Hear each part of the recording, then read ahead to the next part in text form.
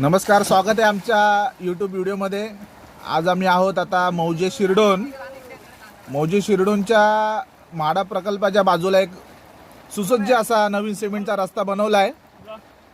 त्या सिमेंटच्या रस्त्याच्या बाजूला एक वडाचं झाड आहे। वडाच्या झाडाच्या एकदम बाजूला हा छोटासा नैसर्गिक तलाव हा तयार झालेला आहे। आता सध्या पाण्यात उतरलेले आहेत राणे आणि नावले। श्रीराम शिंदे जस्ट आता प्रोसेस मध्ये आहेत। श्रीराम शिंदे एंटर करत आहेत पाण्यामध्ये। प्रवेश कसा असणार? ग्रँड एंट्री आहे, चड्डीवर करू। आणि हा सूर मारलेला आहे। मागच्या वर्षीच ऑलिम्पिक पदक हुकलेले।